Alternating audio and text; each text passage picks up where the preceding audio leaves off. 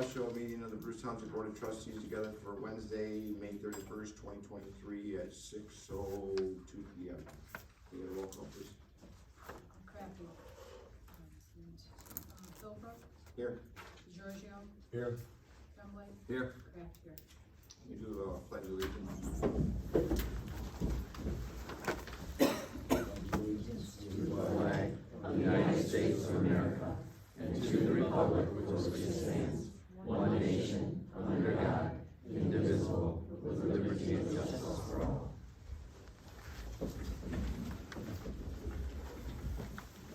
So today we're gathered here to listen to the Butz FOIA appeal under new business. We do have a section that we will be calling for public comment if anybody wants to make public comment.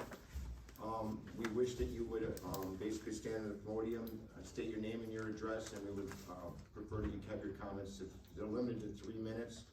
Mr. Butz, he'll have more time to speak because we're here on behalf of him. So at this time, we'll call for anybody that wants to speak for public comment. Now would be the time to stand up to the podium. And Mike Tremblay will be the timekeeper.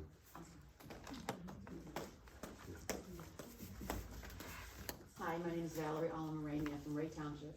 I was at the meeting this morning and I thought it was a complete fiasco. There are so many people that want these Freedom of Information Acts given to us, and the lawyers and the state of Michigan are stopping it. You work for the people. Your people want these documents. Give it to them. Thank you. Thank you.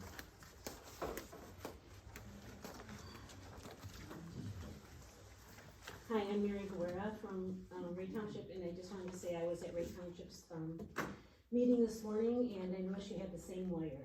The lawyer advised the people on the committee to turn down the FOIA request, and so I have, I'm pretty sure you guys are gonna do the same thing.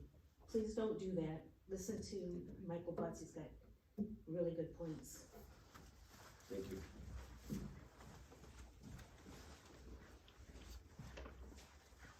Hello, I'm Melissa Palis, and I'm from Macomb Township, and I just wanted to mention that there are so many ways that there's problems with the voting, but in this circumstance, I would like to say that people keep saying, well, we don't have it, so we can't give it to you, and making us think that there's no way to recover anything. And I would like to know if there is a IT specialist here to explain if there's a possibility of recovering either the stick or recovering the deleted data on the computer. And if not, I would like to have that answer we would like to have that answer from somebody, because their mistakes happen all the time, especially with computers. That's their thing is, oh, oops, there was a glitch, you know. Well, if there is really a problem, there has to be a way of recovering this stuff. So I would implore that you look into that before making any decisions. Thank you.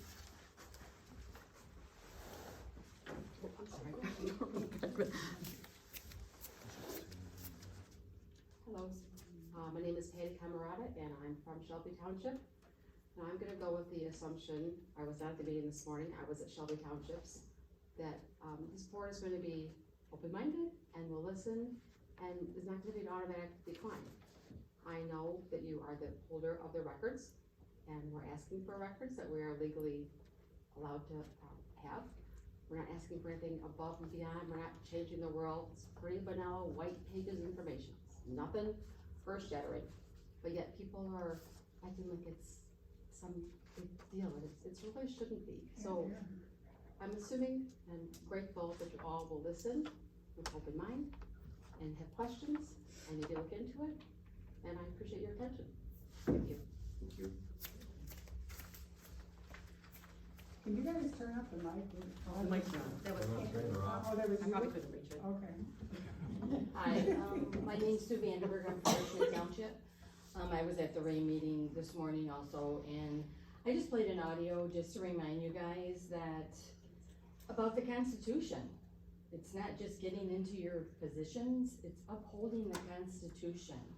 So I just want you to really listen to these words again, and I appreciate that.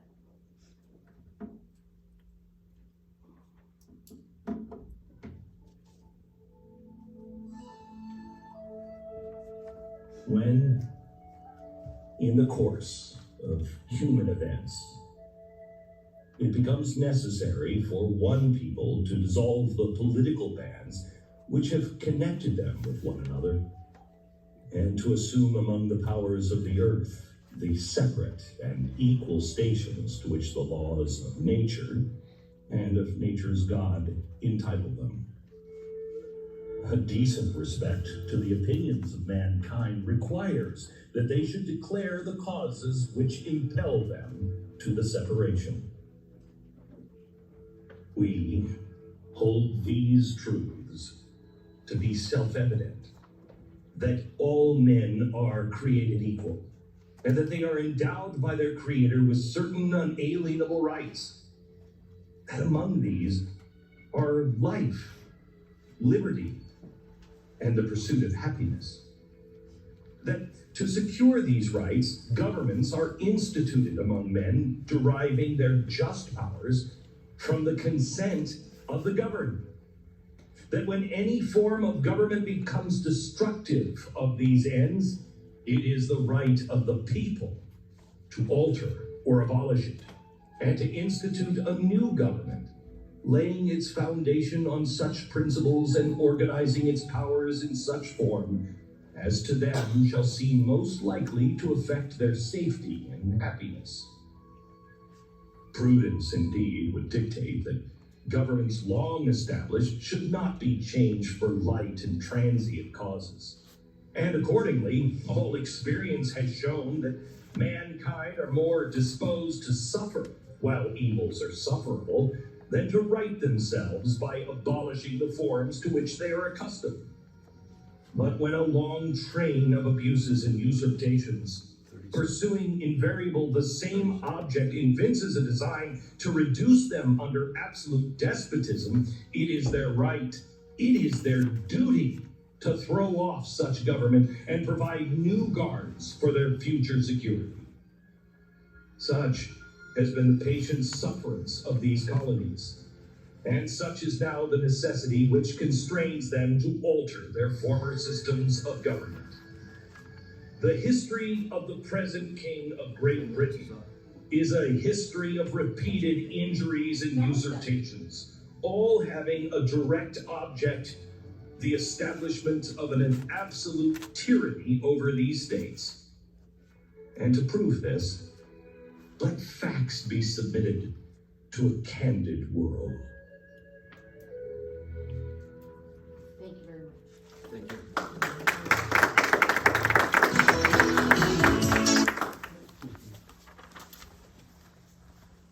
Good evening, I'm Sheila Pomeranski. I reside in Shelby Township, but I do have children and grandchildren that live in Bruce Township, so I'm also speaking on their behalf. I wanted to just remind you a couple of things. The Michigan Township Association, which is one of the largest local government associations in the United States, based here in Michigan, has some specific statutory duties for township officials. In particular, the supervisor, clerk, treasurer, and trustee must take the oath of office before entering into the duties of their offices, which is MCL 168.363. And in addition, the township clerk, MCL 41.69, and the township treasurer, MCL 41.77, are required to be bonded.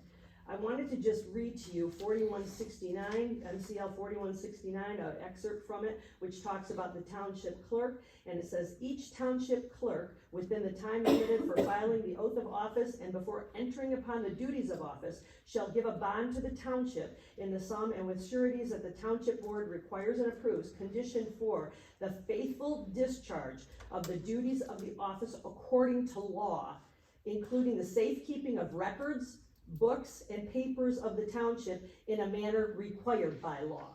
And just as a reminder, some of the township clerk's statutory duties are: maintains custody of all township records, keeps the township book of oaths, keeps voter registration file and conducts elections, and must post a surety bond. These are some pretty important things that are necessary by law, and so it makes me wonder, depending upon what we've come up with today, at the end of today, and the FOIA request approval or denial, whatever that may be, I just want you to be aware that there may be some criminal activity that is implied based on that decision. Thank you. Thank you.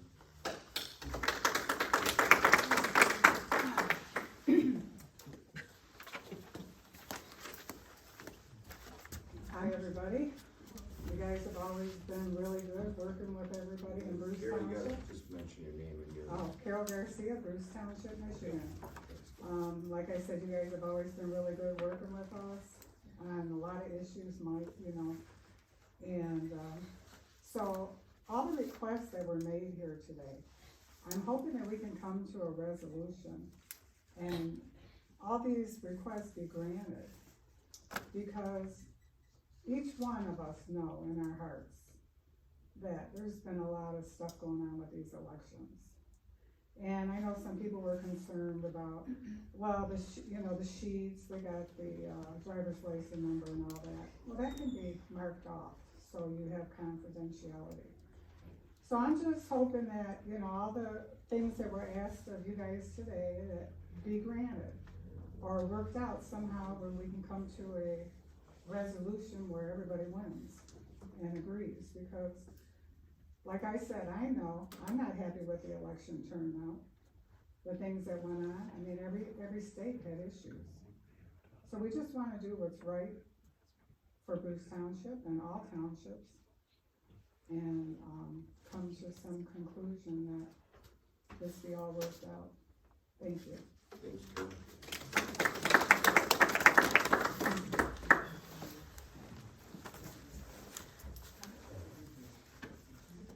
Hello, my name is Gwen Allen. I live in the Washington Romeo area. And all I'm going to say is, please do the right thing. You know what the right thing is to do. And I just like to, everybody has said what they needed to say. Coming up in here and saying, I don't, to say anything more. It's just that, we all have that voice to make it known. And you already know, you have a copy of the, Michigan Code excerpts of, Acts 328 of 1931, 750-248, making, altering, forging, or counterfeiting public records, and 10 felony penalty, exceptions, venue, distributing, ledger, technology, defined. And, that's all I'm gonna say, is, it's just please take note, if you would do the right thing, because Washington did not do the right thing. And I'm asking Bruce Township to do the right thing. Thank you. Thank you.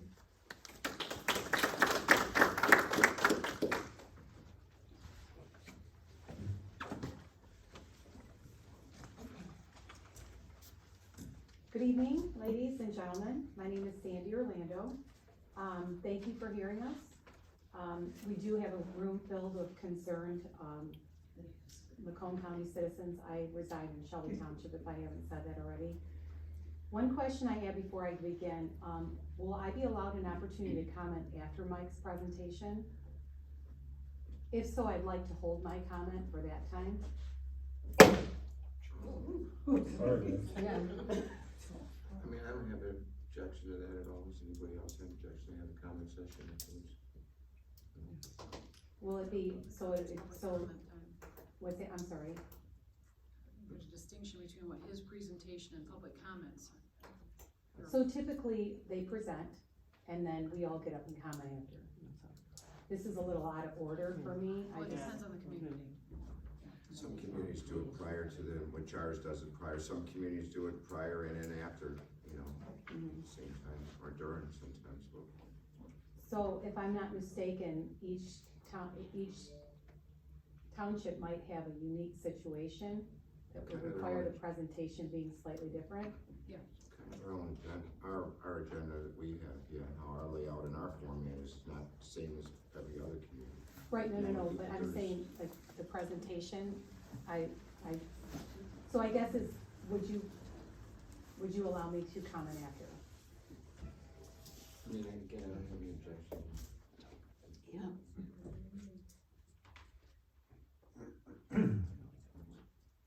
Is there a reason why you can't comment right now during our open session at all? Comments from the. Okay, so would you allow me to comment now and after? You would prefer you did it now, during the time that is allowed for, Mhm. comments from the community? I just think that it would be nice to have a refresher from, with Mike's presentation, and I'd like to comment at the end. I mean, it'll still be, when Mike speaks, he's still gonna be kind of basically public comment time anyway, so I guess if you wanted to speak right after him without any action from the board or from anything being taken, I don't see a problem with that again. So, I appreciate it, thank you. thank you.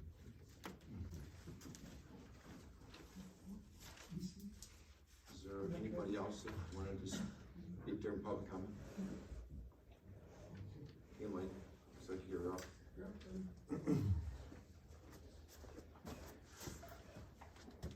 Good evening, Michael Butz, 3105 McGill Road, Bruce Township, 48065. Been a resident since December 15th actually was our moving date, I think. And I'm here tonight to address something that I've seen going on that I can't stand idly by and let it pass. And then, I don't Can know you if the speak up, mics are on. please? Can you turn the mic on? I don't think they're on, but,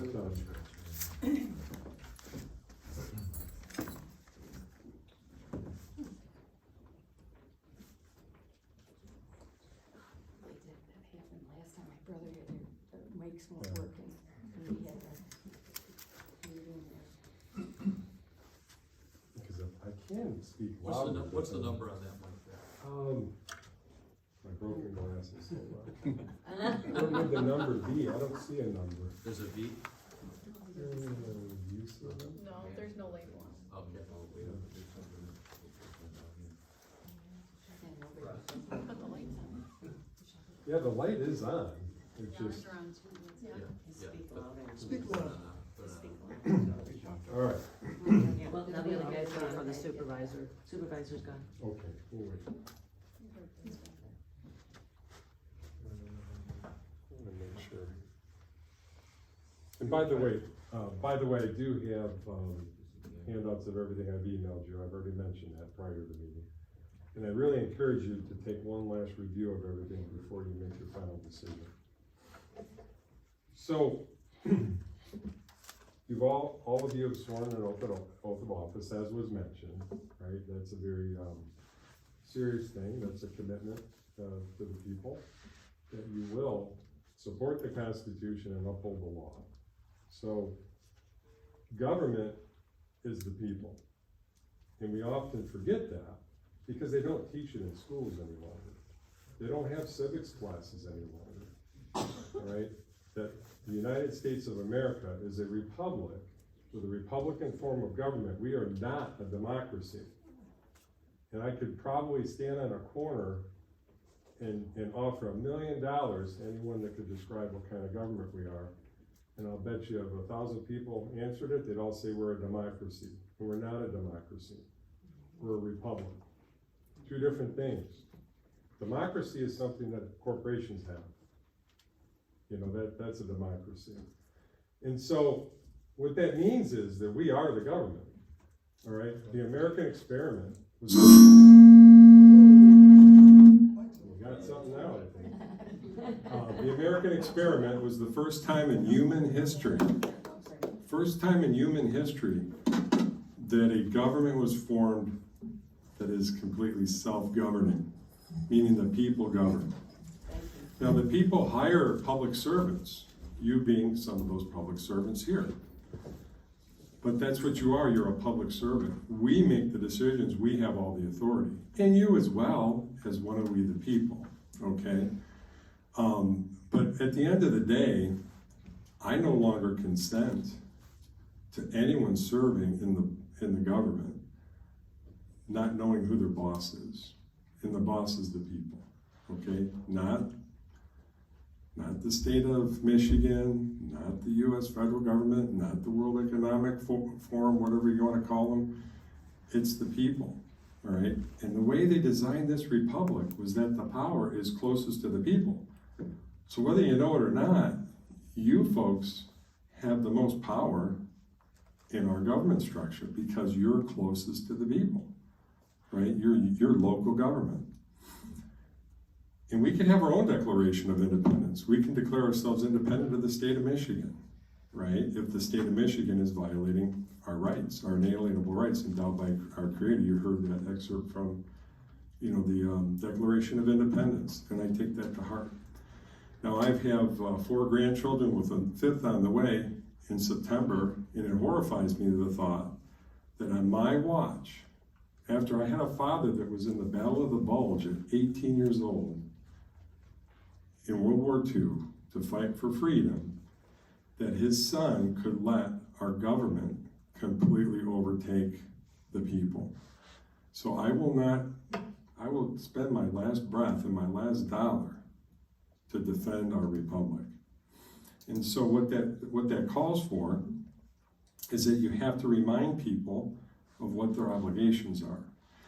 Because do any of you know what the remedy is for violating your oath of office? Do you know what that remedy is? Have you ever looked at it? There's one remedy, and that's for you to immediately vacate your seat. That if you violate your oath of office, if you do not uphold the law is the law. We're not talking policy dictated from Lansing. That's not law. Okay, so no governor, no secretary of state, no legislature can dictate policy that circumvents the law. And in Michigan, we have what's called Michigan compiled law. And the previous speaker did quote quite a few sections. There's those glasses again, hold on. I'm going to focus initially on the law that we're here to decide on, which is the Freedom of Information Act, 15.231. And correct me if I'm wrong, but the grounds that you used for denying my FOIA was 15.243, I think it was one Y and one Z. Is that correct? I apologize. I should have printed that, the denial letter. But is that the grounds by which you've denied my FOIA? Christine, you want to respond to that? It was just one Y. One Y, okay. So I'm going to read one Y. Records or information of measures designed to protect the security or safety of persons or property, or the confidentiality, integrity, or availability of information systems, whether public or private, including but not limiting to building, public works, and public water supply designs, to the extent that those designs relate to the ongoing security measures of a public body. Capabilities and plans for responding to a violation of Michigan Anti-Terrorism Act, Chapter LXXXIII-A of the Michigan Penal Code, 1931 PA 328, MCL 750.543A to 750.543Z. Emergency response plans, risk planning documents, threat assessments, domestic preparedness strategies, and cybersecurity plans, assessments, or vulnerabilities. Unless disclosure would not impair a public body's ability to protect the security or safety of persons or property, or unless the public interest in the disclosure outweighs the public interest in non-disclosure in the particular instance. So are you confirming that that's the grounds by which you denied my Freedom of Information Act request? Okay, so that's unanimous. Now I'm going to read to you the very next section of that law. Okay, it's a little further down in my pile. 15.244. Separation of exempt and non-exempt material. Design of public record. Description of material exempted. Section 14.1. If a public record contains material which is not exempt under Section 13, as well as material which is exempt from disclosure under Section 13, the public body shall separate the exempt and non-exempt material and make the non-exempt material available for examination and copying. Number 2, when designing a public record, a public body shall, to the extent practicable, facilitate a separation of exempt from non-exempt information. If the separation is readily apparent to a person requesting to inspect or receive copies of the form, the public body shall generally describe the material exempted unless that description would reveal the contents of the exempt information and thus defeat the purpose of the exemption. So, the poll book history file, that comma-separated values file that's usually opened in Excel, is the originating public record for every election. Okay? So that public record is the only public record of the election. It must, under our laws, it must be retained by the local clerk. And under 168.811, must be retained for 24 months in your possession, because you're the keeper of it, not the Bureau of Elections. They're entitled to a copy of it, but you, and only you, must retain that file, because it replaces that paper poll book where we used to use. I used to go to vote. I would fill out an application for a ballot. An election worker would verify who I am by looking at my driver's license. They would fill in my information. They would say, you're voter number 1, you get ballot number 1. They would give me my ballot and I would go vote. That, I am the progenitor of that election record, that public record. Meaning, as progenitor, I own intellectual property to that record because it is me, it's who I am, it's representative of my identity. So neither anyone at the clerk's office, anyone in Lansing, or anyone in Washington, D.C. has zero authority over my public record. And if you look at 516, 168.516, put on my broken glasses again so I can find it. It's a, I think I can do it.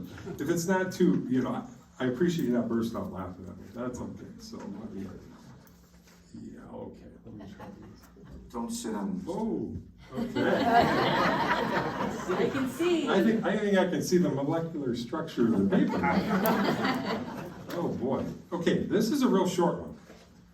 168.516, registration records, public inspection. Section 516, the registration record must be open for public inspection.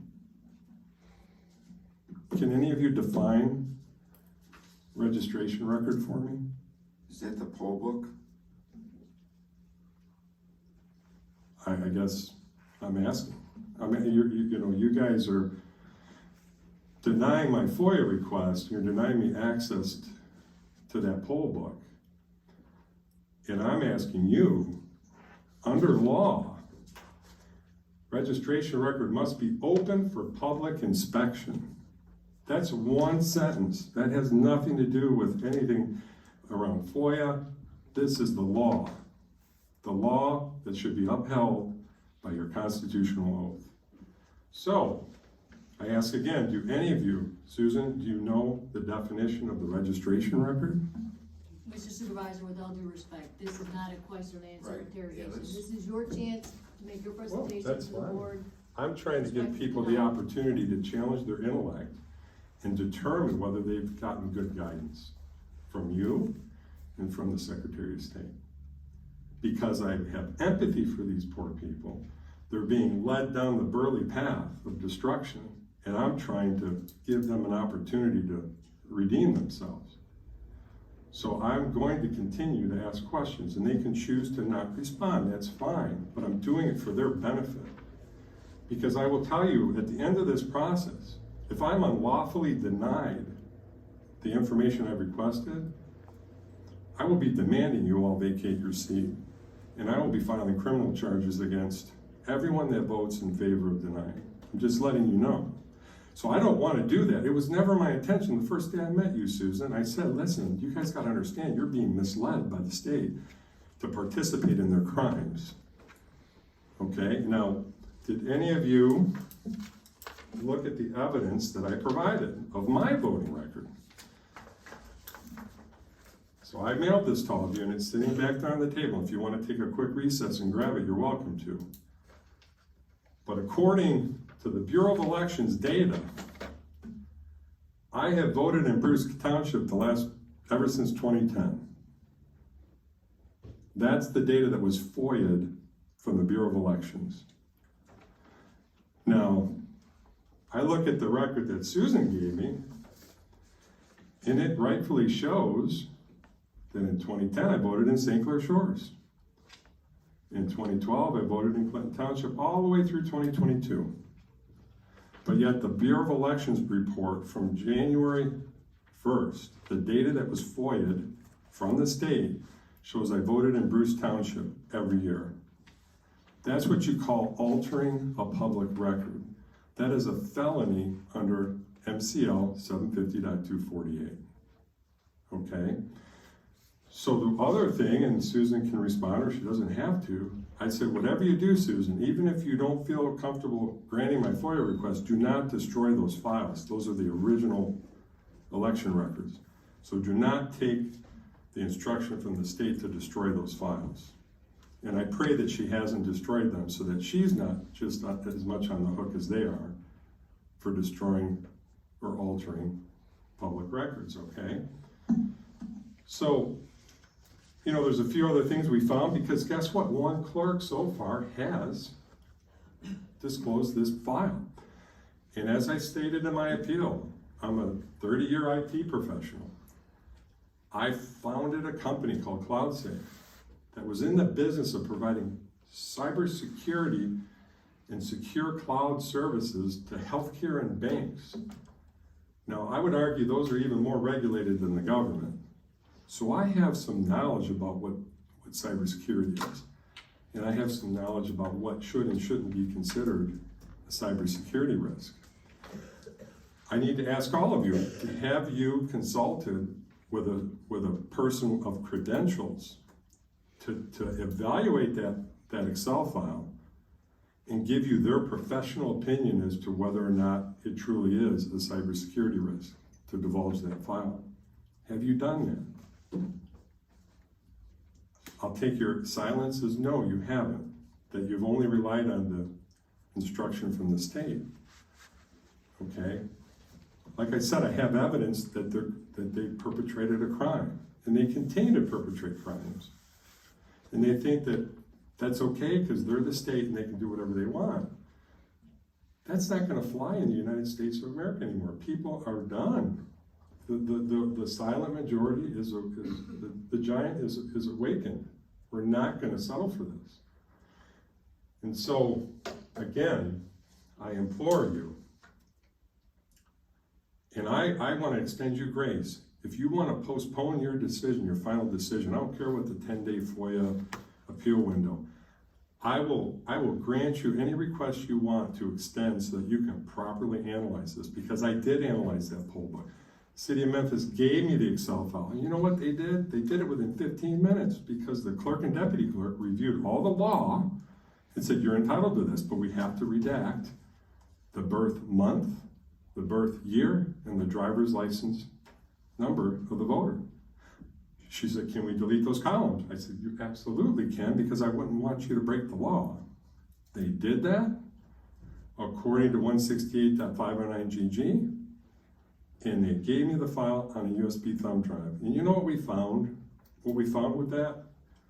A voter in Memphis that got her voting record, we found that the date timestamp doesn't match. So in my report, you'll see, according to the state of Michigan, I vote at midnight every year. But if you look at the poll book, the EPB file, it shows the time you were signed in to vote and given a ballot. So in that person's case, it showed 14:04, so that's 2:04 p.m. And she voted in person with a regular ballot. But yet the clerk's report shows she was an absentee voter, okay?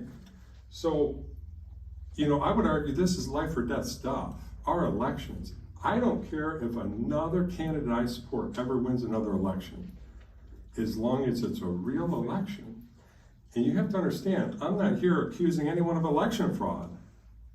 I'm saying that crimes have been broken, public records have been manipulated and not maintained, the state of Michigan, the Secretary of State and the Bureau of Elections, they stand up in front of the media and say, this is the most secure elections in US history. All while they know that the data does not represent the original public record. Okay? And so that's our quandary. So I've left you evidence. This is directed to you, Susan. 168.520, illegal or fraudulent registration, township or city clerk powers and duties, assistance by police or sheriff assistant, examiners, appointment expenses.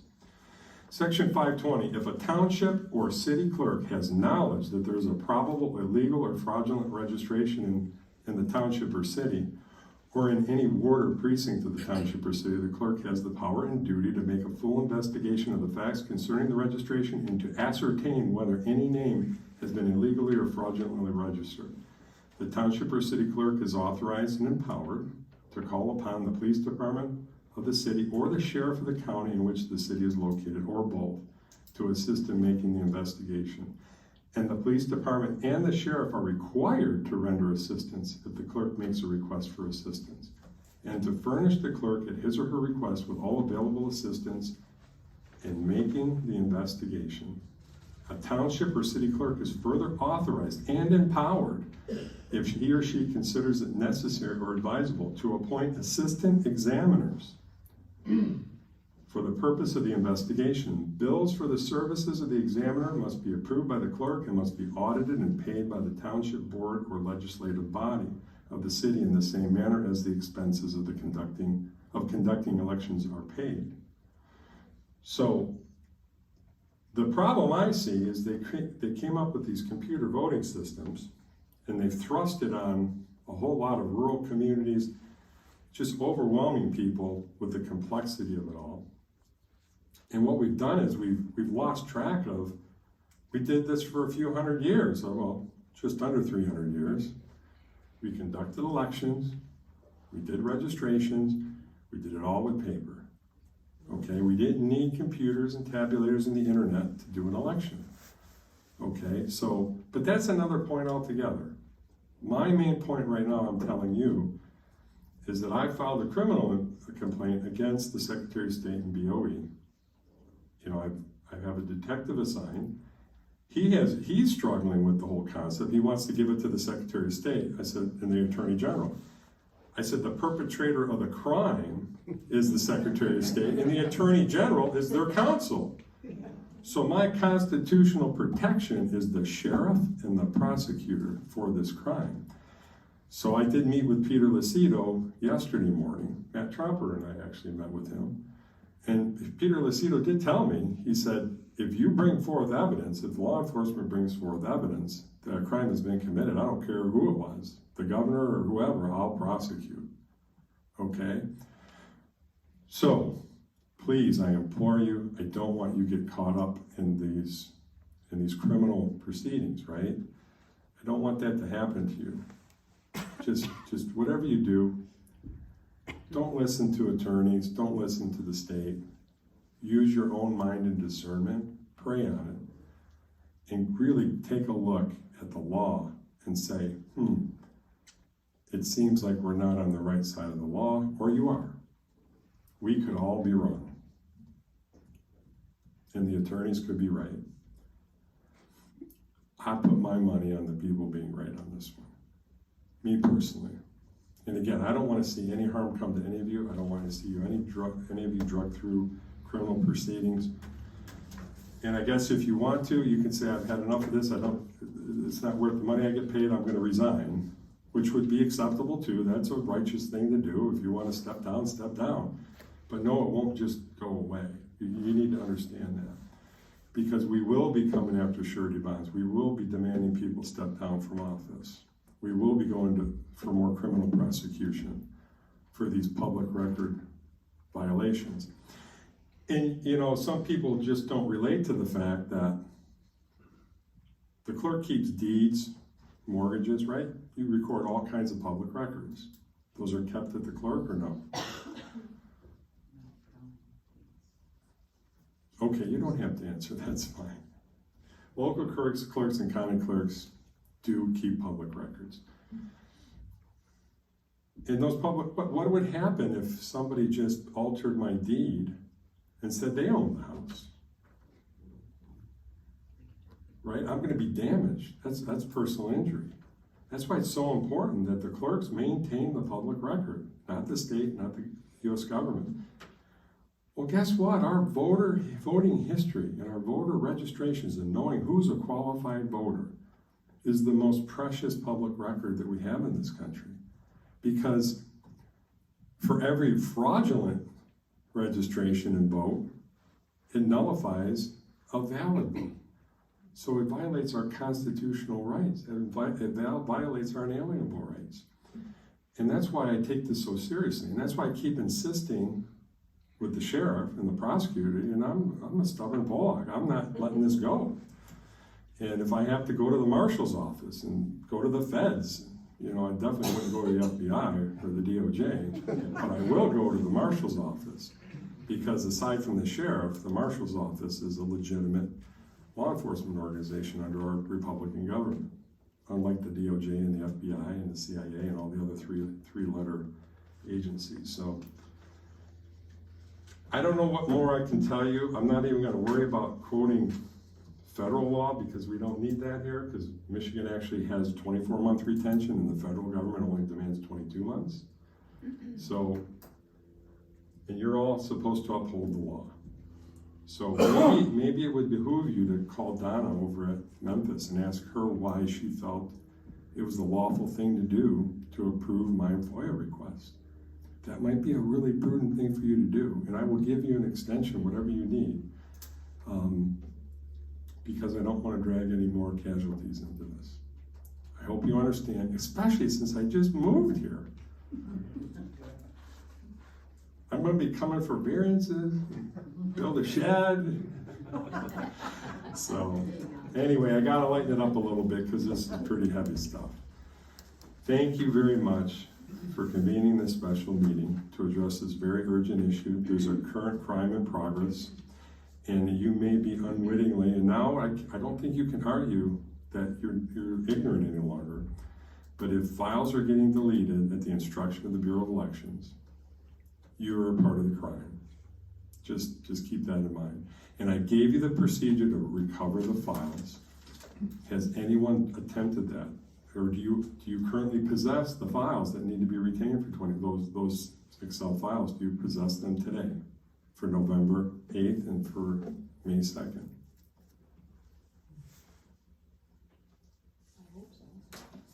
Okay, I won't take that as a yes or no. I would suggest that you recover them. Follow the procedure and recover them. And I'd be happy to help you and support you if the state comes after you. You have my commitment. If you do the right thing, you uphold your oath of office, and you grant my legal FOIA request, and only redact the things dictated by law that should be redacted.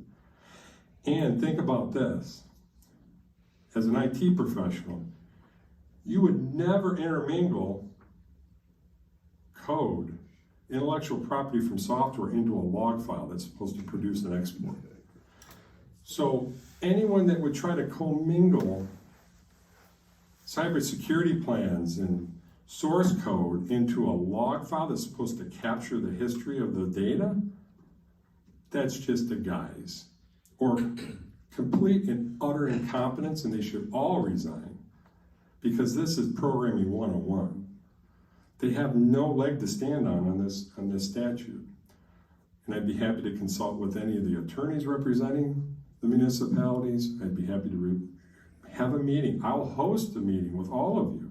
And I'll bring numerous professionals in that will tell you they've examined this file. And that's an unwarranted FOIA denial. So we can either address that in court, or you can do the right thing and do what Memphis did. And I did talk to Donna yesterday when we filed Karen's police report. And I asked her, have they given you any ramifications? Have they threatened to make you buy new computers? She says, no. She goes, but I'm hoping they don't, because I just followed the law. So just follow the law, please. Thank you.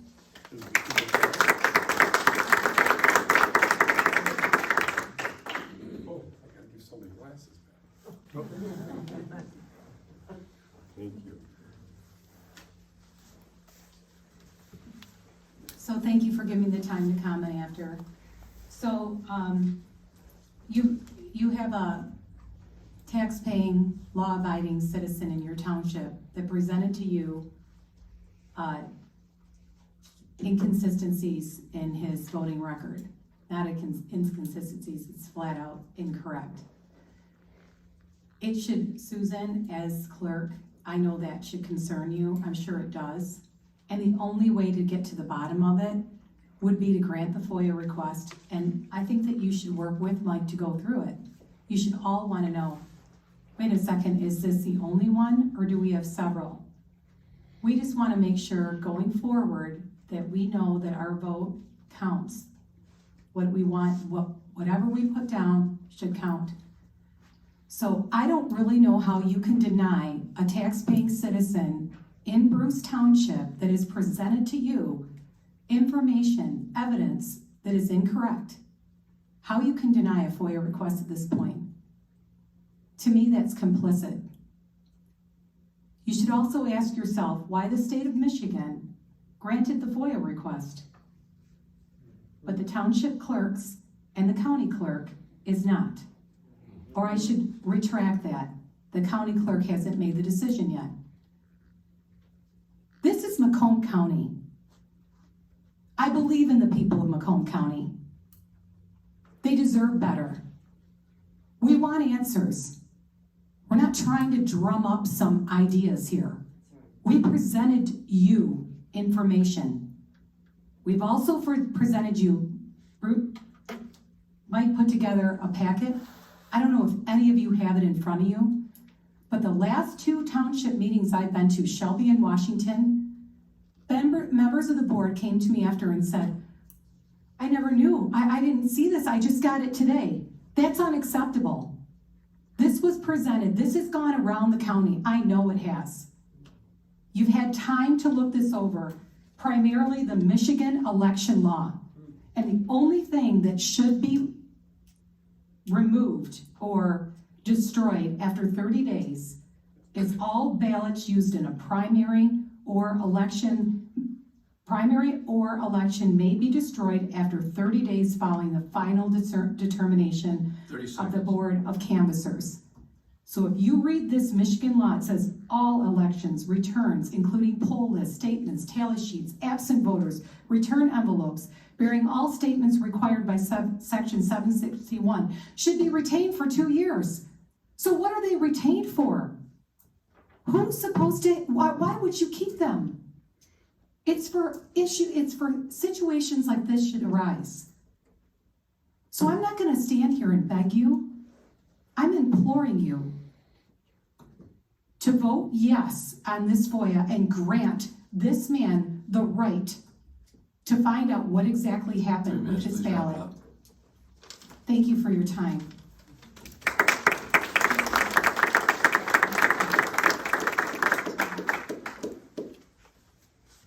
Evening, guys. Matt Trumpler from Washington Township. I built a business based on robotics, so I too understand code, protocol, communications. And I'm looking at Karen's file here. I'm telling you guys, this is from Memphis, the poll book. You can see it, you've seen it. This is nothing that's top secret. There's no source code or anything like this. What I know about Mike is this man loves mercy, and I know that he's gone out of his way to make sure nobody gets in trouble. I also know he's a pit bull, and I know once he's got onto something, he's not going to let go. He will take his last breath fighting this. And so I also want to let you guys know, when I was in Washington and gave mine, one of the trustees asked the attorney, what is the recourse for me giving this file? And the answer the attorney gave was none. There is no recourse. In fact, he called it a pamphlet. He said, I have a pamphlet here from the board, the Bureau of Elections stating that instructions. And I reminded him that we had a constitution. So what scares me for you guys is I think that I can read some of your body language. You don't want to be in the middle of this, and I don't think some of you understood what you'd gotten into with this. But now's the time to do the right thing. And I don't know if your attorney's gonna say you have to vote today. I don't know if you got a couple more days in the FOIA.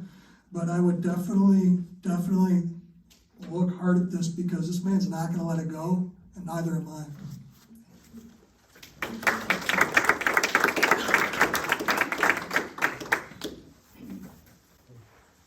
And one more.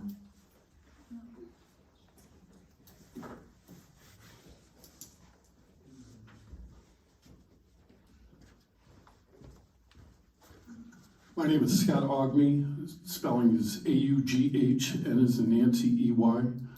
I am a resident of the metropolitan Jackson area, and I've been an election investigator for almost 2 years. I've been investigating the electronic poll book raw data files for approximately 1.5 years. And I am far more of an expert on it than anybody in the Michigan Bureau of Elections, because I don't think they're aware of everything that is on there. They are in violation of MCL 750.248, which prohibits altering public records. There is a second voter ID, which is the original voter ID found on the electronic poll book raw data files, which is corroborating evidence that they have broken the law. It's up to 14-year felony. They are also in violation of U.S. Code 52, Chapter 207, which is up to 12-month federal felony to destroy federal election records prior to the 22-month period. I want to tell you that the people that are here, I find very courageous. There are some courageous clerks. I have been very sympathetic, but my sympathy is gone, because the law is being broken by the Michigan Bureau of Elections, by the Secretary of State. The Attorney General has no authority in this, because the Attorney General is the legal counsel for who? The Michigan Bureau of Elections. They are trying to get these clerks to hinder prosecution, which is a violation of law as well. You can call in obstruction of justice. And I'm not here to pick on the clerk, okay? I am understanding of what's going on, but I'm a student of history. Adolf Hitler used clerks in the same way. Joseph Stalin used clerks in the same way. I'm not trying to compare you to one of the clerks of those individuals, but the tactic is the same. They have no authority to tell these clerks to violate the law. They have none. They are trying to use security. There is no cybersecurity issue. Why? Because the procedures they tell these clerks, turn off or turn on your airplane mode or whatever it's called, so it's not online, and everything is presumed that it's not online. Well, why is there a cybersecurity issue? The burden is on the Michigan Bureau of Elections to prove there's a cybersecurity issue with the data on these electronic poll book files. How much time do I have left? Wrap it up. Okay. I want to thank you. I urge you to consider the law. 509GG outlines what you're not obligated to disclose to anybody in the public. Okay? The driver's license and the birthday and birth month are the only things that are found on the electronic poll book data. And I would encourage you to abide by the law. And I'm available for any questions. I have business cards with me if you'd like a copy of one. I'm more than happy to talk to any public officials in deeper detail with regards to evidence. Thank you.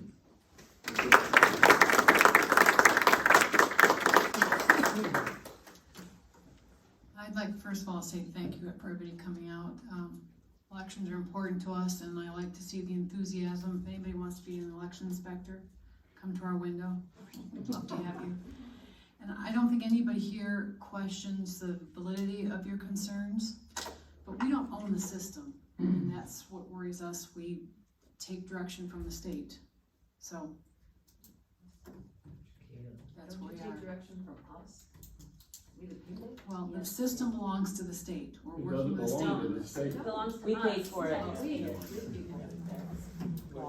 Laws are being broken. But we're also trying to protect this, the personal information of residents. Now, there are 10,000 other residents in our community that aren't here right now that may not probably feel the same as maybe most of you feel we would give out that personal information, even though it would be redacted. Isn't it public record? Obviously, with any FOIA requests that we get, believe me, our clerk's office processes it very efficiently and very, very quick, as fast as possible, with as much data as possible. when we start talking about people's personal information, I think that that's where we kinda gotta draw the line. Whether we can redact that information with the date of birth and driver's license number, all that, then I think that that's a possibility that we should have that information. It should be possible. But we are elected officials. We don't have maybe the strongest background or experience or education in all different fields. We do have a township attorney that obviously represents other communities, and we feel that the firm that she works for is somebody we confide in very highly in regards to any kind of a recommendation that they would come up with. We're the same as you guys. We want to see everything be done as fair as possible. I mean, we all work hard for our community. We're here because we want to represent our community, and we're on your side.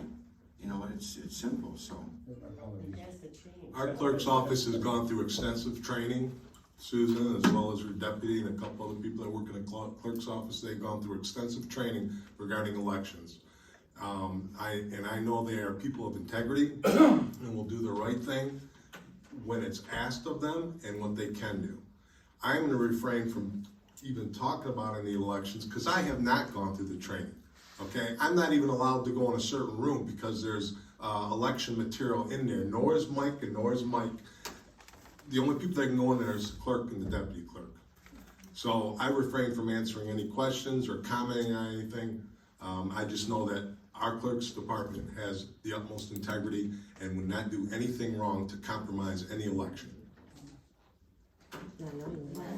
We've already done public comment, Carol, please. We could just get to the meeting here now. I was just gonna say that I have a copy of mine, and like you can see right here, the driver's license number and the birth date is. I bet you I could see it, maybe black it out, I mean, you can still find it. We don't wanna be blacking out people's personal information, but let's continue with our meeting. I'll let the board start discussion. We did hear from the community already.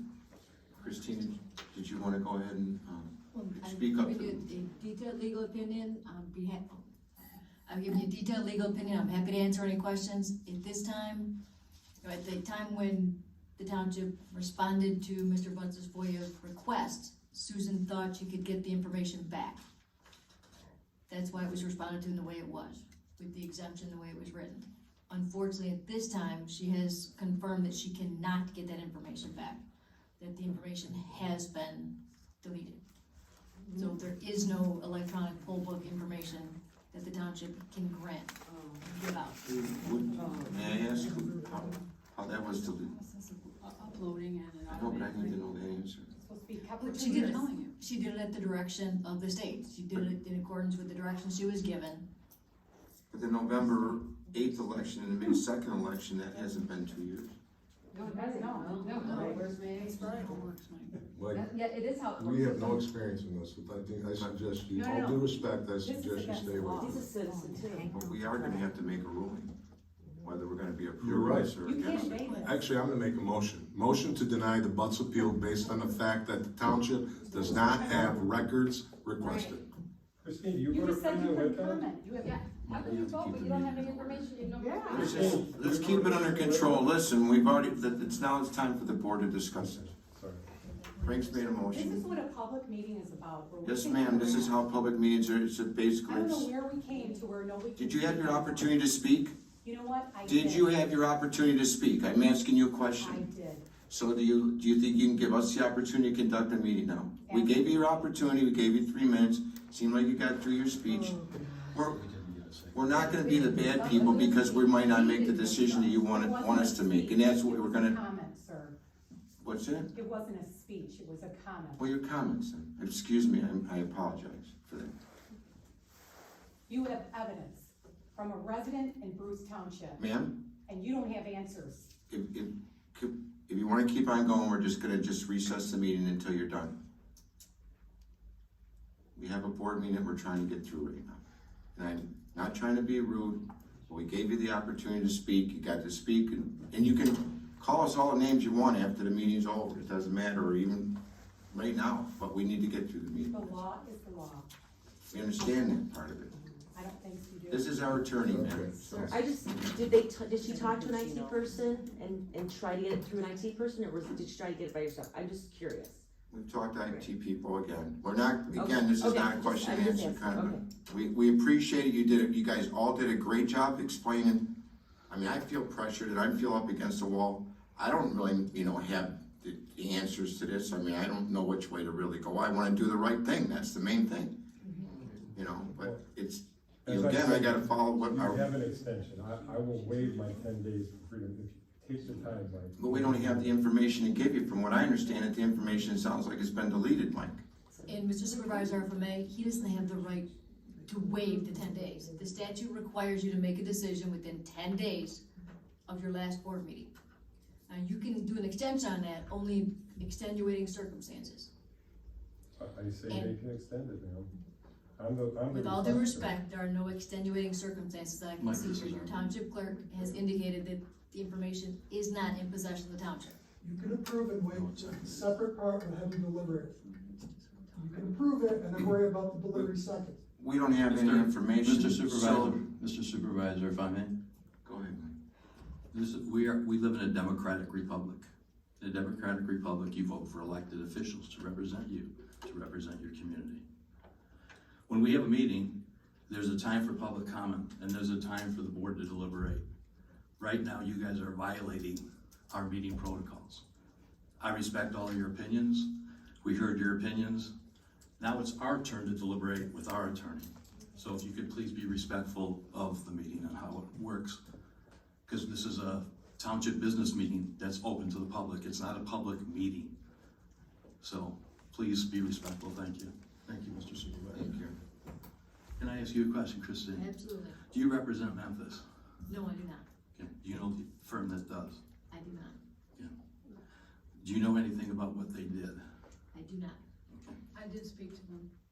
Can you She gave share? I mean, information. She just saw it differently, and Memphis isn't in Macomb either, and Macomb County kind of works together, so I don't know so I don't know exactly what, if she got direction from someone or. so if we don't have data, I mean, we can't fulfill the FOIA request, but does somebody have the data in the county? Was it uploaded to somebody? Was it provided to State somebody? system. It's a state system. So would the state have what Mr. Butz That is is looking for? incorrect, it's on the laptop. It's on the lap. That Oh, was on our- performed on a local laptop. So we do have the November 8th and the May 2nd election. No. No, and no. We sent I it. don't understand, so please explain to me. Why don't we have it? We're supposed to keep it for 2 years. That's my question. I'm just asking. Not electronically. We have 7 days to upload the history to QBF, the qualified voter file. Once we do, And it's within gone. that 7 days, it needs to be deleted. It says poll book, it doesn't say electronic. How do we keep records for 2 years? About Not that. the electronic poll book. Where's that? Poll book, we have a paper poll book.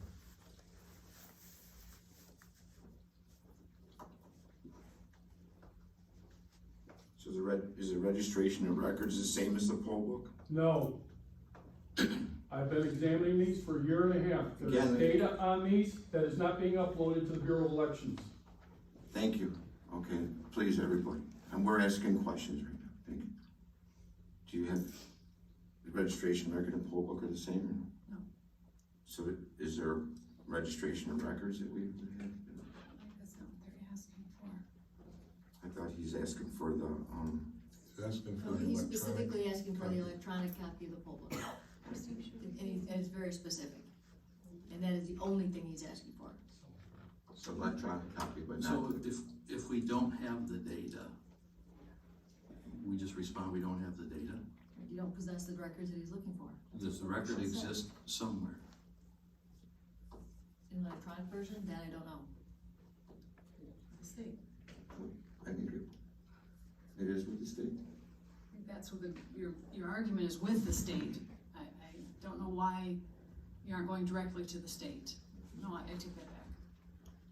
I understand there are some hoops that you have to go through, and I just think that that's where you should begin, so with the state. They did, they gave us the form. They gave us the form. It's in the process of being granted, I guess. Accessing, Or denied.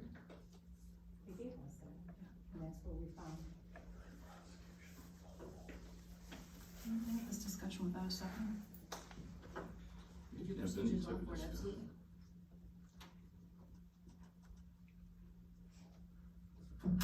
Can I ask Mr. Butz a question, Mike? You said the county clerk was still considering, or did you say the county clerk was still considering? I met with, Tony? Anthony Fellini. Mike, why don't you come up to the podium, because I think I have a couple of questions for you We too. might need you to stay up here. I don't mind, I really want you guys to not do something you're gonna regret. So I met with, Anthony Fellini, and I met with Michael Griggs. I showed them the evidence of the altering of the record by the Bureau of Elections. I did receive a packet. Mr. Forlini did have a correspondence with Lori Bourbonnais from the Bureau of Elections.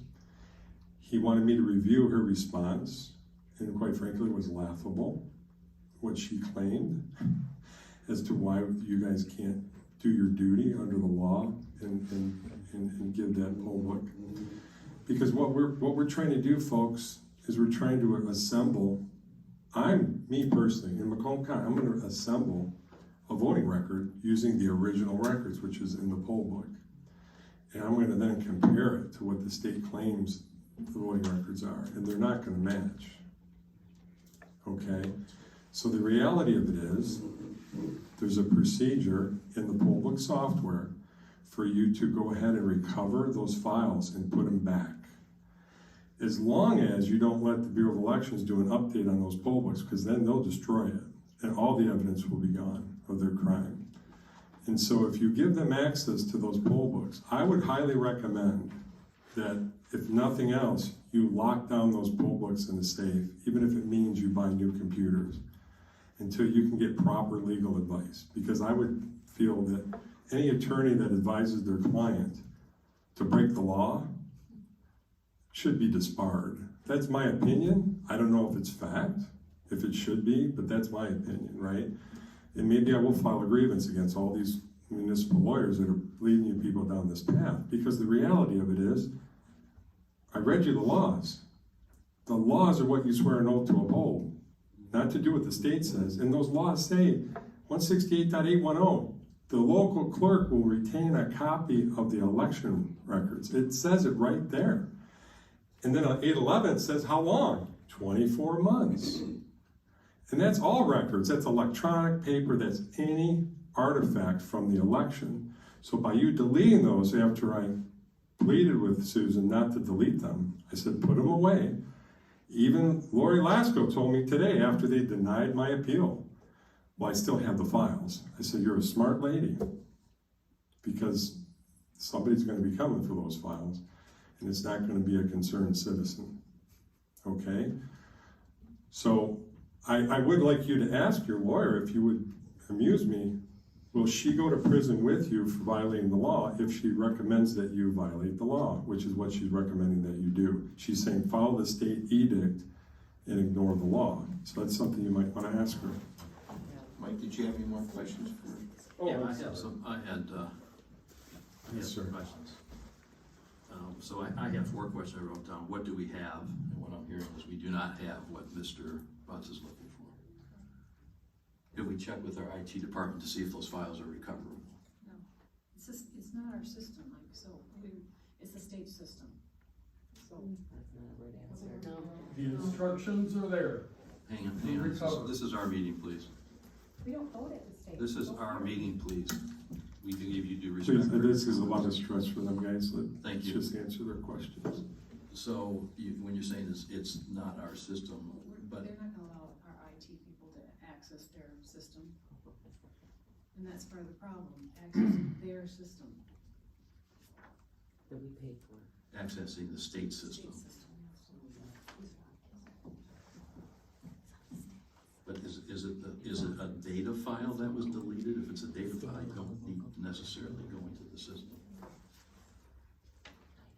I don't, we upload, they get a thumb drive, they upload it to them and then it's gone, so.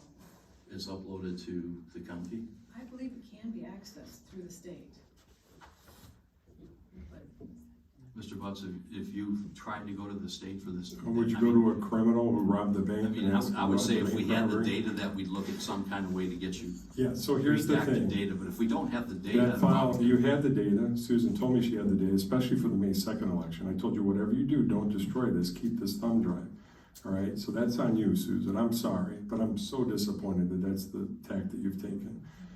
I'm letting you know that if you go into the poll book, all they have to do, her and her staff, is log in and execute page 41 of the Bureau of Elections procedural manual. You can recreate that file. You can put it on a thumb drive, you can put it on 20 thumb drives, lock it in 20 safes so that you have the data, and then consult with somebody, maybe talk to the prosecutor, I don't know. The state is saying that's a security issue. So, you know, in Susan's defense, if I were in her shoes and I'm relying on people that I'm familiar with and then I'm relying on you, I think I would follow directions from You someone reach your own else. discernment. Not that I disrespect what you're Susan saying. should step down. She should no longer be the clerk of this community because she's violating the law. I'm sorry, but that's the fact, Susan. And if you're not cognizant of that, you're not competent to serve the people. And that makes me really ache inside to say these things because I'm a very forgiving person. But you have to understand when you take an oath to serve and follow the law, when the state or the country, that's why we have a republic, representative government. We don't have centralized elections. That's the end goal, I believe. They want to eliminate clerks doing anything for the elections because that's what Stalin and the rest of them do. They do their election however they want it. We are the checks and balances. If you do an IRS audit and you tell them, yeah, we deleted the file, they can't audit the original records. You have to keep your receipts. By you not keeping the receipts. We're kind of getting repetitive now. I know, but maybe it's needed. I know for Mr. Butz. No, I mean, my questions are, do we have the data? Can we cover the data? What could we provide if we redacted it? And do we have an estimate from high tech how to do it? But I guess if we don't have the data, can't recover it, according to our clerk. I don't know what else we could do. We can walk to the laptops right now and we can recover the files from the May election, right now. Scott and I can show you how to do it. State doesn't want you to because it'll show evidence of their crimes. Okay, so I'm gonna go to our attorney that we pay to help represent us. The state is directing you to violate the law. Excuse me. How many times do we have to ask for respect? Sorry, But this is you what have no your respect families for the do. law. This is your families do. It's everybody. It's about our future. It's about our kids. So we have a free country. You assume that we don't care like you care. We do care. But we're asking questions, we're trying to follow a process, we're trying to hold a I meeting. understand, but the information is there, but she's saying you can't get it because the state told her not to. The information is there. The information is on the poll book. If you can get somebody to get it, but she doesn't wanna do it because the state tell her not to. All right, being repetitive, Kelly. And it's not that I don't wanna do it. You can do it. I just told you, you can do it. Memphis clerk is Can I in ask jail. our legal counsel, based on the discussion here, what your thoughts are? My thoughts are if you don't have the documentation, you can't give it to them. It's as simple as that. Are you sure that that documentation cannot, are you 100% sure that documentation or that information cannot be recovered? Because it sounds to me like there's a possibility it can be, possibly. I am certainly no IT person. And what about the redacting of the personal information? Is that something that would be, I mean, obviously under law, which they stated in red, the MCL numbers, that the information, that personal election information can be redacted and that would be open to FOIA? Absolutely. Any personal information on any document that goes out. Personal information such as a driver's license number, your date of birth, except for the year, your address, those things are redacted. Okay, let me ask a question to the clerk. When the state told you that they couldn't do it, or you shouldn't do it, or what was their statement? Security reasons, we shouldn't do it. For security reasons, and did they get any of this, what specific security issues they had? So when you're accessing their system, somebody could go in and I'm not an IT person, but you can, just by accessing it, didn't feel it was secure, and it's their system, so. Well, if I were an IT person, after the election, I would have that data locked down so it couldn't be changed. So you could recreate it If the system's that weak that you can change data after the election, then that's concerning to me. Concerning to me also. It took Donna in Memphis about 30 minutes to delete those 3 columns and give me the file. How many municipalities have you FOIA'd for the same information? Every municipality in Macomb County. So how many, is Memphis the only one that's giving you that information? So far, I have about half, no, I have about half that have extended, and the rest have denied, but no one's invited me, and I'll show you, I'm an IT expert, I'll show you how to go into that poll book without touching it, restore the file, put it on a thumb drive, and lock it up. That way you're not criminally liable for destroying the evidence. And, I mean, but it's up to you. You know, you can do what you wish. It's that simple. I don't think it would take 15 minutes for us to do it right now if those machines are in this building. Yet everyone's beating around the bush, meaning the people advising you. And what is the penalty for you providing this file? Well, for one thing, you don't work for the township, and we do have personal information that we gotta worry about. There are people that... I won't look at the information. Again, we have to be concerned with it, you know, and it is a concern out of respect and privacy of our other residents. I can turn around and tell you what buttons to click. We won't even look at the screen. It's that simple, Mike. It's that simple. This is really bad that no one's trying to recover these files that were deleted illegally at the direction of the Bureau of Elections. It's really bad. Thanks, Mike, for answering those questions. You're We welcome. appreciate it. Frank, you wanna repeat your motion you put on the floor? Motion to deny the Butz appeal based on the fact that the township does not have the records requested. Do we have anybody to second? I'm not allowed to, so. So there's no second, the motion's gonna die. I have too many questions to be able to vote on that, Frank, to be quite blunt with you. Is that the motion still one motion? The motion hasn't been seconded, and I'm just explaining to Frank, I can't second it yet. And the reason is I haven't been given an acceptable answer why those records can't be recreated, other than the state told us not to for security reasons, and I don't understand what the security reason is.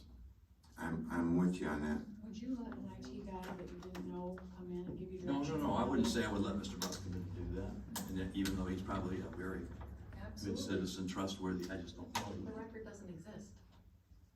It doesn't exist. Okay, well, some people believe that you can recreate it. A lot of people believe a lot of things that aren't true. And the state told you not to recreate it, right? It's not. It was my understanding the state told her they could not be recreated It could without not be going and recreated. accessing the system. And she is not authorized to access that system. Oh, that's a different story than what I heard. And the Secretary of State is empowered to set rules and regulations for the protection of the electoral process. And these are part of the rules and regulations. They may be challenged, and if they're challenged, it'll be at a court of competent jurisdiction, it'll be looked at by a judge, and they will make a ruling on it. But at this point, Susan is required to follow those rules. Wouldn't the most efficient way, Mr. Butz, to get the data would be at the county level? So you could get the whole county in one spot? Chain of custody. Your clerk is responsible for those election records. She is to keep a copy here by law.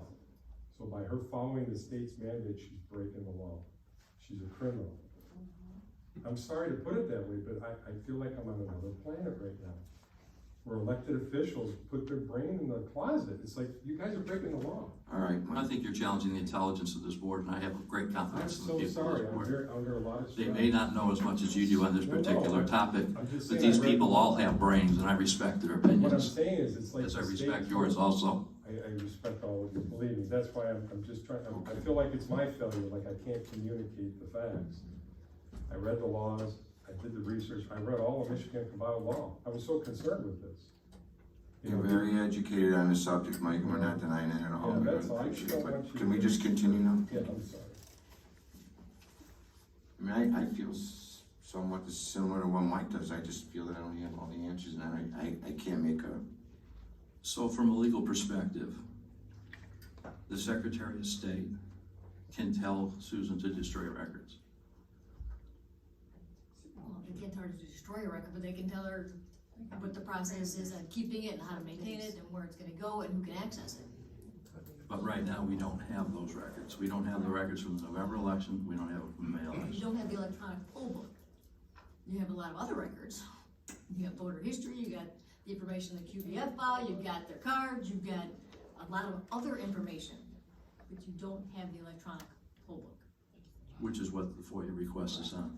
So how do we prove to him, since we don't have the electronic poll book, if we have that proof that we don't have the records, and obviously that would suffice his FOIA request? I don't think he's gonna accept any information you give him as proof that you don't have it. I mean, he believes it can be recreated. The law says it can be recreated. Wouldn't Christine represent Susan and go to the state and say, we have an issue here because you told me to do this and now I could be criminally investigated? Wouldn't that be Christine as our attorney that we all pay for? Wouldn't that be her responsibility to go and represent Susan and ask why she was misguided? All right, let us continue, please. Thank you. Mike, do you have any questions? If you would like a copy of the poll book file, I'll give you Memphis. There's nothing in there that's gonna compromise security. You can look at all the values, then you can compare that with what you have in all the reports from the BOE, and you'll see that not all the data is there. Some of the data is only in the electronic poll book. So by destroying them, under the direction of the state, you're destroying election artifacts. I'm just letting you know. That's a fact. I bet my life on it, that's true. That information is uploaded to the state. It's not destroyed before it gets there. Do you receive a confirmation that all that data has been uploaded? Because we have proof that that's not the case. They are altering the records. That's why they are being investigated. If you approve or if you disapprove of his appeal, you are hindering prosecution. When I upload the history, I do go back in and look at, I randomly pick voters to make sure that, yes, I did upload the history correctly. Take a look at this woman from Memphis, take a look at her records, and you answer why they don't match. Why the Bureau of Elections data does not match the EPB data. They're keeping multiple databases on everybody. Okay. This attorney has already made incorrect statements. The addresses are not redactable. Again, thank you. We'll let us continue. Frank, you got a motion on the table. Does anybody want a second? I got a couple more questions for Christine. So, if we decide, if we table this, what happens? If we don't have that option's not available? Well, if you table it, you are only authorized to table it under an extreme circumstance. And then again, if you table it without an extreme circumstance, then you're in violation. What would be an extreme circumstance? In the end, that'll be up to a judge. That's not very helpful. Unfortunately, well, it's one of these things that is. And if you table it in violation of that, and the judge determines you're in violation of that, you're in violation of the FOIA statute.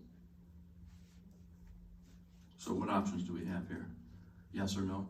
Up or down? That would be my recommendation, yes.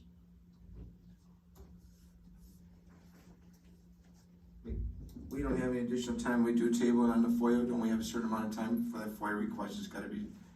10 days from your last board meeting. 10 business days from your last board meeting. Otherwise, what happens? What, from the last board meeting did we get the FOIA request after the last board meeting, I thought? No, you get your FOIA request just before the last board meeting, and your 10 days starts to tick on the first board meeting after you get the FOIA request, FOIA appeal. Where we at 10 days right now? Is that why we're here?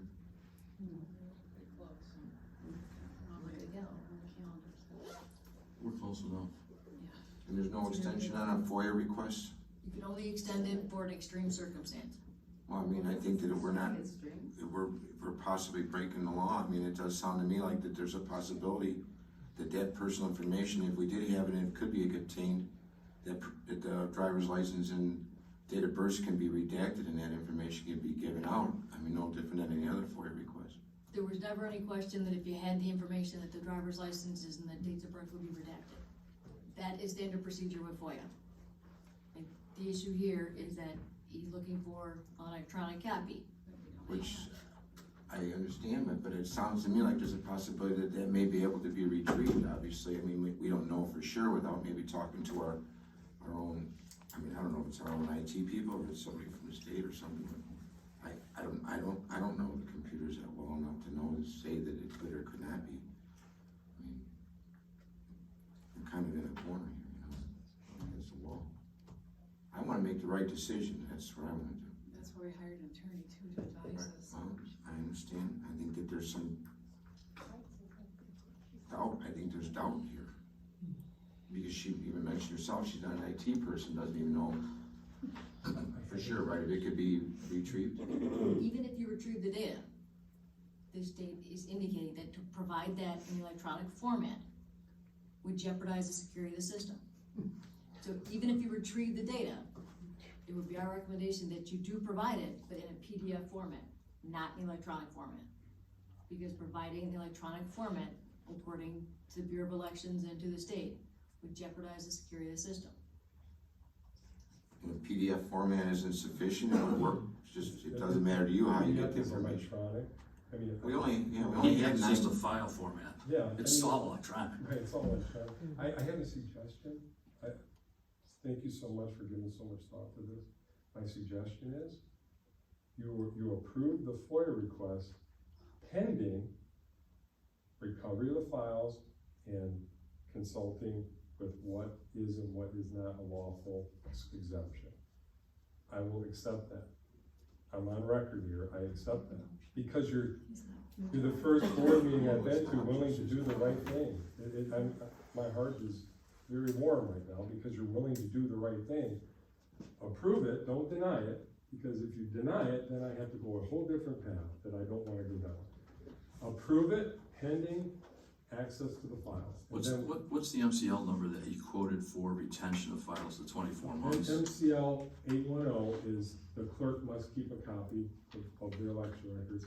MCL 811 is the local clerk must keep it for 24 months. And there is information, and I will bring it to you guys. I'll bring you all a USB tomorrow with an APB file, and you will see what's in there.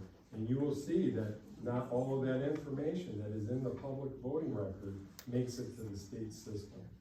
Therefore, it's not a complete representation of the voting record of the citizens of this township, or county, or state.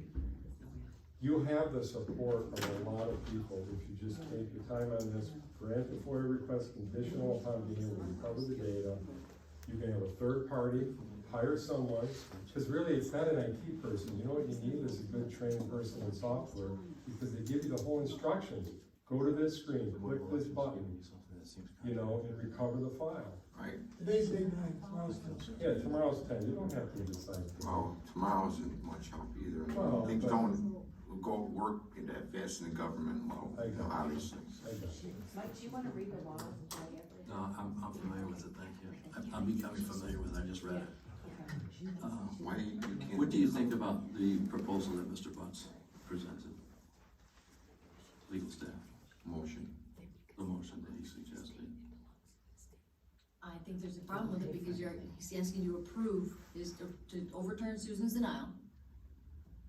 Okay, and grant his FOIA request for an electronic, but not a PDF. No, PDF. Copy. No, PDF. no, I will that's not what accept the PDF. I will accept the PDF. That's new. It has to have all the columns of the Excel file fully expanded so we can see all the information. With redacted information missing. You got it. Doesn't I would print that way. suggest that you redact it, delete it out of the Excel file first. Make sure that legal redaction is done first. Then you can expand all the columns and you can print it to PDF, and I will accept that. I understand the pressure you guys are under. Even though I believe I have a full right to that, I will accept that PDF, because you're doing the right thing. PDF would be, obviously, PDF is just a file format that is, Doesn't exist, so. well, we need to kind of make sure that, well, I mean, the motion would have to depend on getting the information. attorney said she got PDF. No, we don't have PDF.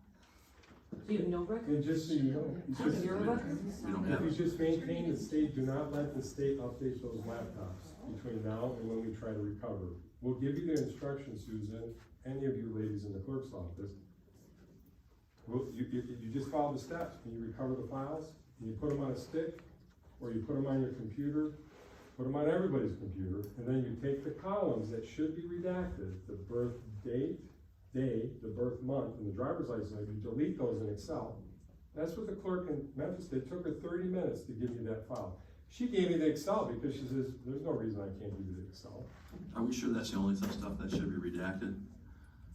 I haven't seen a copy of it, so I do not know what should be redacted I on. mean, I don't know if there's other, is there telephone number, address? 509GG, 168.509GG. Susan knows exactly what needs to be redacted. It's the same information that she would redact from an application, or from a deed, or from a birth certificate, if she were to give it out.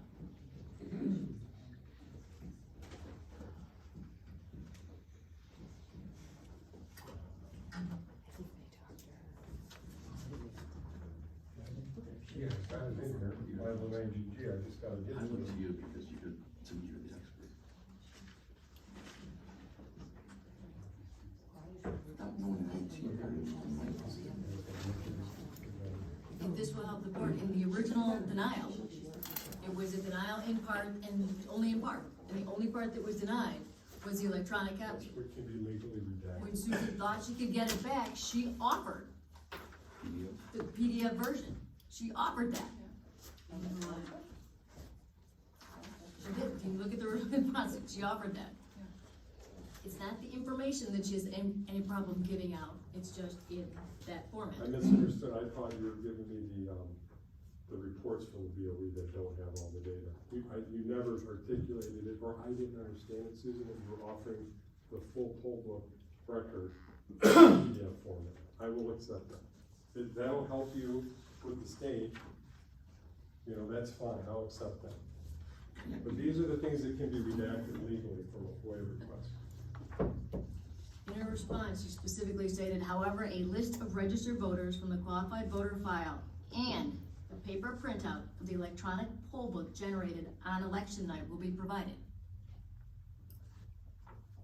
But that is when she thought she had the ability to get the information back. And I didn't have your FOIA for May 2nd until after the 7 days. I think you thought you dropped it off when you visited that day, but it was mailed to me after the 7 days, so, or emailed. So. Fair enough. That's fine. Could have been a miss on my part. But we can recover the files as long as you haven't wiped the machine, as long as you haven't let the state run one of their destruction updates and wipe out the data, we can still get it. So if you approve it, I'll accept the PDF format with all the data exposed. And then I just wanted to save myself some work. Okay, Mike, thank you, Mike. We have to recover that still, I wanted to Christine. do it stuff. We still have to recover that. Correct. And that's what they're advising us not to do.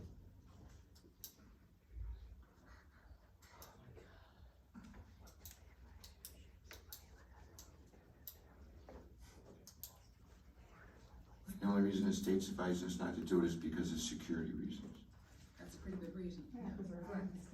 But if it's in a PDF form and the personal information's Still been accessing and redacted, recovering it.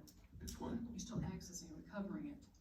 Well, We have to recover it. We don't have it. We have to recover it. I don't even know if we can. Well, I think that would be one question that we need to have answered, whether it can be recovered, and it seems, I don't have that definite answer. I'm not an IT person. The BOE directed us not to. So you're asking us to go against the BOE? Does she have a communication from the BOE that says that? From the director. Do you have a email or a letter from Jonathan Brader saying that they cannot recover the electronic poll book raw data files? From the director. You're saying you have one from the director, because we will FOIA that letter. No, we don't. She's saying, no, we don't. Okay, she said She yes. just said she's Say very. yes. She said from the director. Well, And you're saying no. I will FOIA all communications between You you already and the did. Bureau of You Elections. already did, and I've got it sitting on my desk, Okay, so. there we go. So we'll know if you got one or not. That's his point. We need to, Is they're this instructing being you to recorded, by the way? Not us, but several other people. Does anybody, Frank has a motion on the table, do we have any other discussion or, questions at all? We haven't, still haven't got a second on regarding the motion. I am not trying to be difficult. I understand the concern. Let me do this, and I think this might help Mr. Butz, and might help us if he, what do you want? No, Go ahead, Susan. No, I'm done.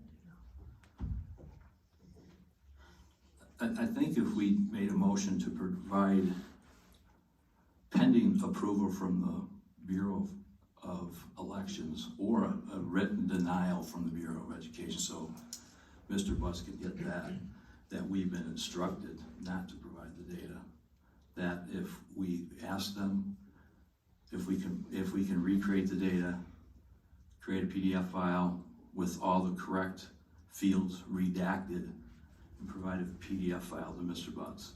I think we need, if we do a specific request, have them deny it. And then if they deny it, then I would say we deny it.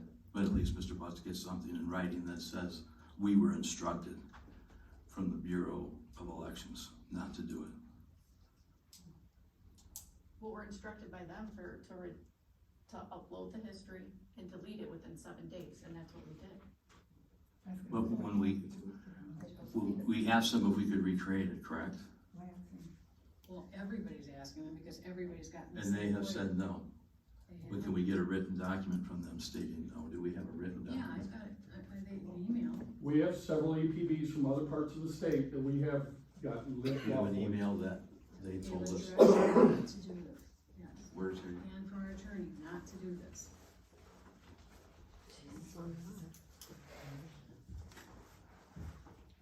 Make you wonder.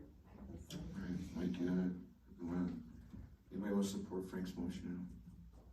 Motion on the table. Nobody supports the motion, motion's gonna die. Do we have a second motion that they want to present? No? More data. We can't call you, Ron, this has gotta do I'm this. just saying, you can call me no matter what happens, because that would be.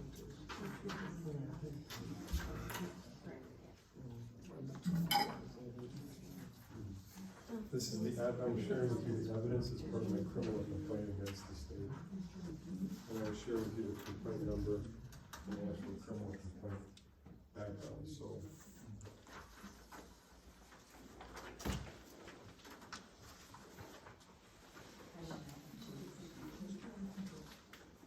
Just for you to contemplate before you just,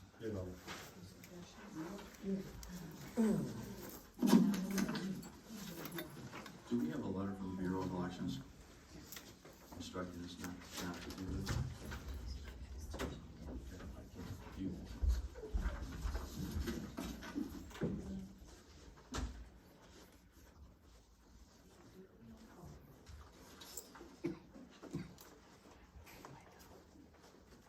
Oh, by the way, if you wanna see what's on the electronic poll book, this is just one voter. But this is the data that they say it's a security risk. Just so you know, this is what you're. This is from Memphis? This is from Memphis. And I have the whole file, all 400 voters. There's nothing on there that's any kind of a violation of confidentiality. So I will distribute it freely with you, and you can make your own examination of the file to determine if you think, even without your IT background, if it's a cybersecurity risk, or give that information.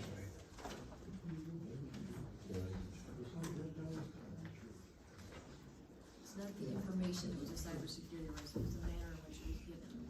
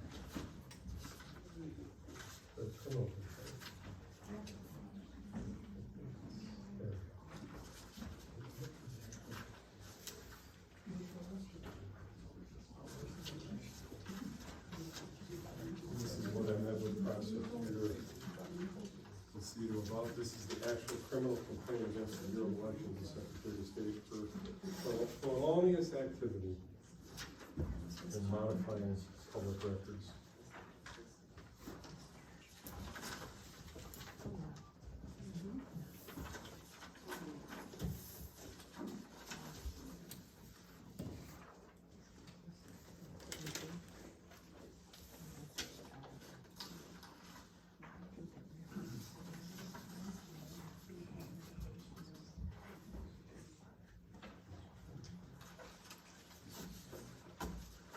This is the key sentence, right?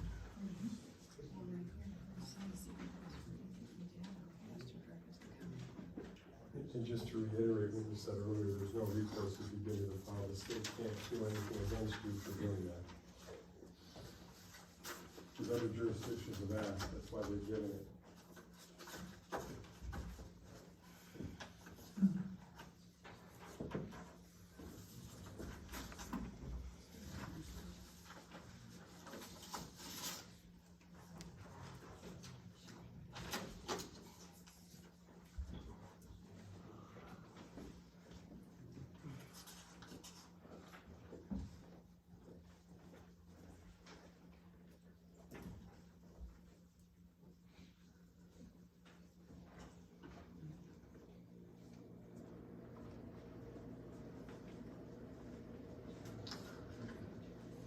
I think that's the key sentence.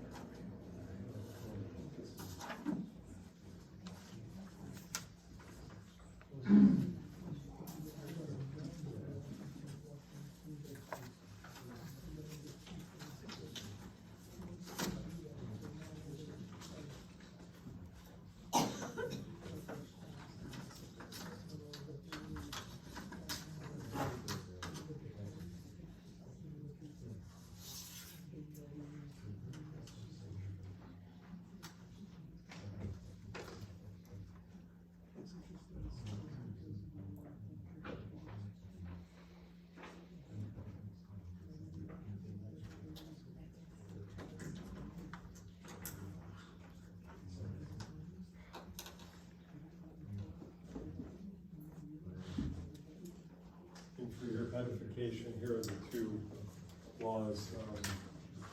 This is the two laws for the criminal complaint. This second one, 750-478A, legal process, intimidation, hindering, or obstruction of public office or employer. So by them putting pressure on the clerks not to comply to the law, that's a crime. So I'm charging them with that crime too. So.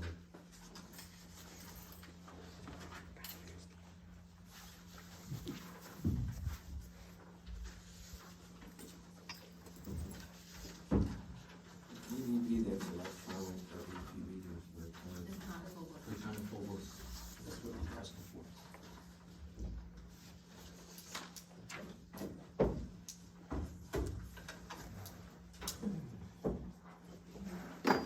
Yeah, this, I mean, it's kind of hypocritical of what the law says, what this lady's telling. The law is saying that we have to, I mean, you look at this Act 116 of 1954, basically saying that we have that here today.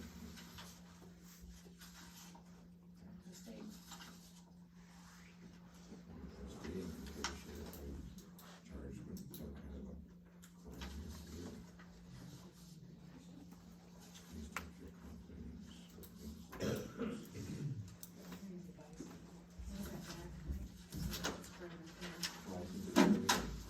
Christine, did you not think that maybe if it's in a PDF form, things would be a little bit different than electronic poll votes? And possibly in a PDF form would be a little bit different as far as. We don't know if that can be, you know, you could put your neck on the line, but I need to at least try to consider what I got, you know, I gotta do here. I don't feel comfortable, I don't know if Mike feels comfortable, do you feel comfortable, Mike? Feel comfortable with what? To deny FOIA request? Based on what I'm reading here, yes. Did you read the law? This page here? I did. If you want to second Frank's motion. Who's got a motion on the table? What I'm reading is a letter from, the Bureau, is this the Bureau of Elections? And their concern is that if every municipality did this, that there might be inconsistency in how they did it. So coming from a big company, I understand that. You like consistency, you like repeatability, you want quality.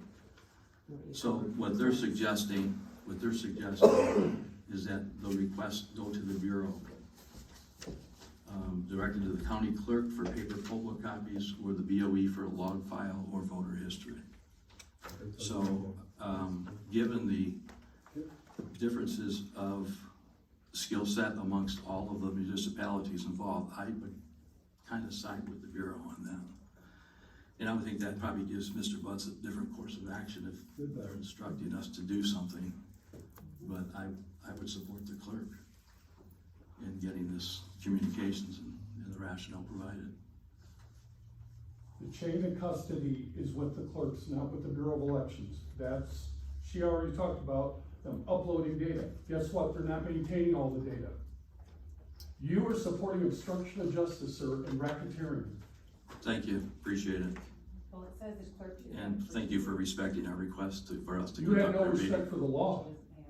You have no respect for the law, sir. It's enough already, please, or we're gonna Thank just you. have to ask. Appreciate that.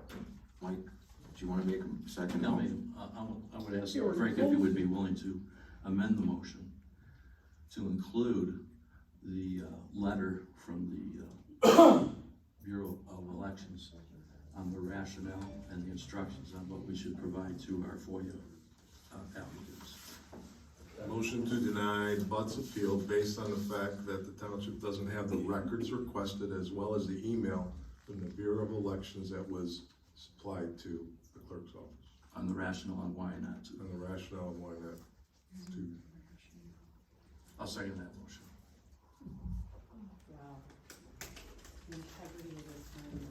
Did you not already close this motion, Mr. Supervisor? He's redacted his prior motion. Let us conduct our meeting here. We're finishing up right now. So we have a motion and a second by Frank. If there's no other discussion, could we get a roll call, please? I just wanna make sure I got that motion right. Motion to deny Butz appeal based on the fact that the township doesn't have records requested using, And the instructions provided by the Bureau of Elections on how to instruct the FOIA applicant to get the appropriate records. I would recommend including, if you get an email, I would recommend including the date of that email. Just so for clarity's sake. yeah. Dated May 10th. Dated May 10th. Okay. You want to mention the director's name? Philbrook. No.